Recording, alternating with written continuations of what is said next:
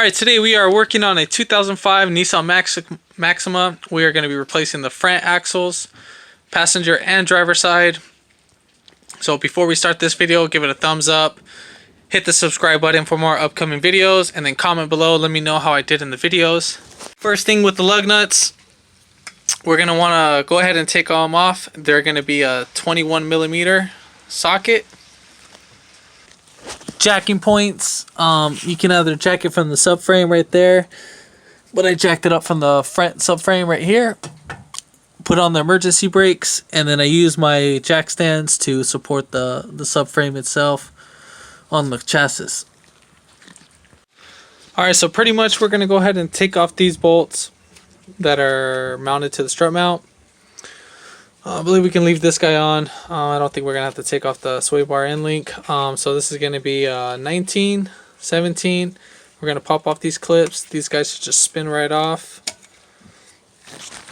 And then we'll use a flathead screwdriver just to take off the caliper bracket wire.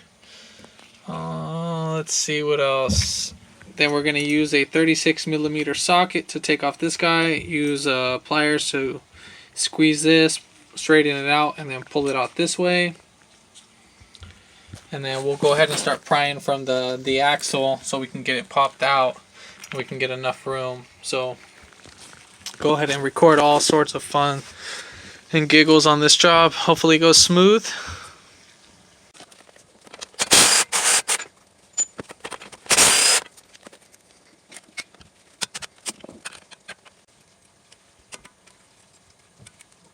Okay, so the one that's actually on the car is going to be a 32mm, and then the new one that I have is actually going to be a 36mm. So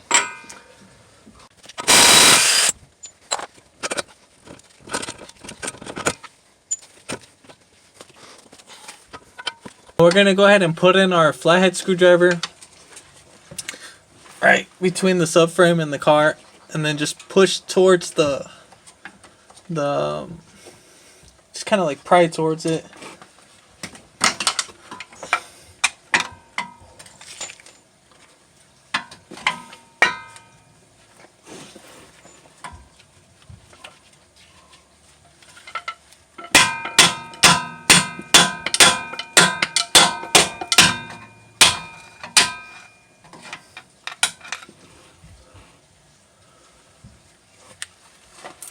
Okay, so the tool that I used was probably about, I want to say like 7-inch length bar. So the tool that I used was just a medium-sized pry bar, enough where I can just get my hammer and just hit between the transmission case and this to split this guy away from the transmission. It wasn't that hard, so I was able to do that. So you want to make sure that your pry bar has a little nice curve on it.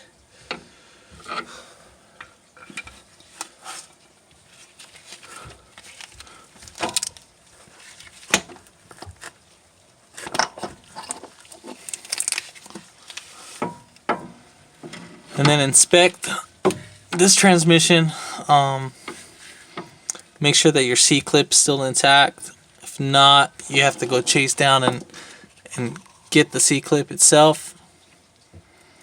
So I'm going to go ahead and replace these seals just because it's bad. Seems too far in. Or it should be flush, but we'll find out right now. But I'm going to go ahead and grab those parts and then get back to the video on that. Output shaft seal. And basically what I would recommend is to have like 2 screws so you can drill on opposite ends, and then we'll go ahead and use pliers to pull that right out. It's a pretty good method that I've been using for a while, so thought I might have passed that down to you guys.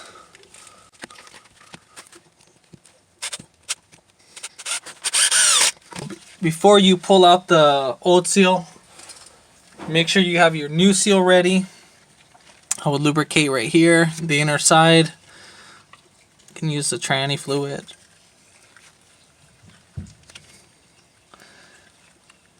And then transmission fluid's gonna come out, so be prepared to try to do this as quick as possible.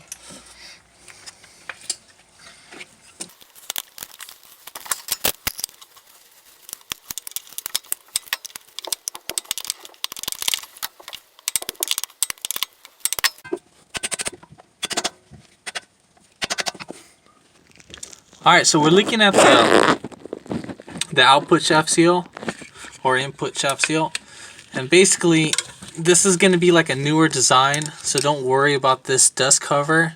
The inner seal is going to be working perfectly fine. I was kind of worried about that, but I didn't see the inner seal, so kind of spaced up on that. This is just a newer design because no fluid's going to be inside here. So there's going to be no type of lubricant, but this is just to keep any water from getting inside that to damage, to make the CV axle from rusting inside. But we'll go ahead and proceed with the job. Also, you want to make sure your seal is fully seated in. And then before, we went ahead and lubricated our CV axle with wheel bearing grease.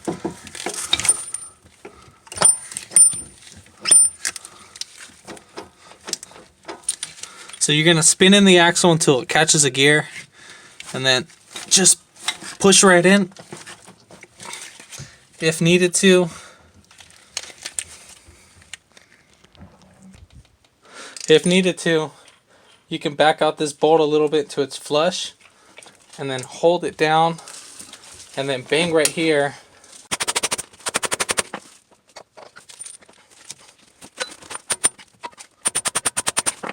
You just keep hitting it till it sits flush right there, and I'll go ahead and show you that. So looking from under the car, right there, that's how flush you want it to be seated, and we know that's correct. So now we'll go ahead and reverse the order on everything.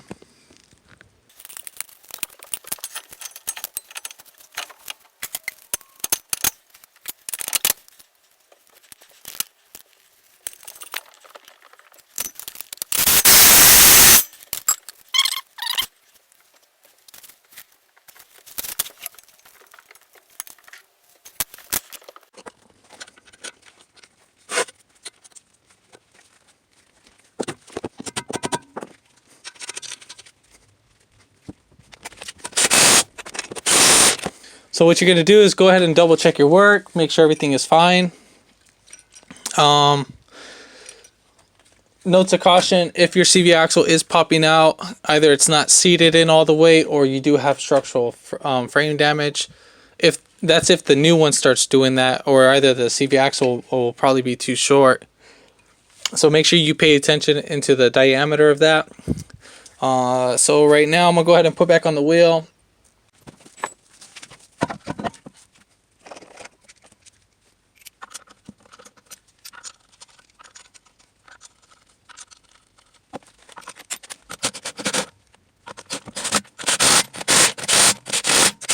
So if this video helped you out, let me know, comment below, and hit the subscribe button for more upcoming videos, and thanks for watching.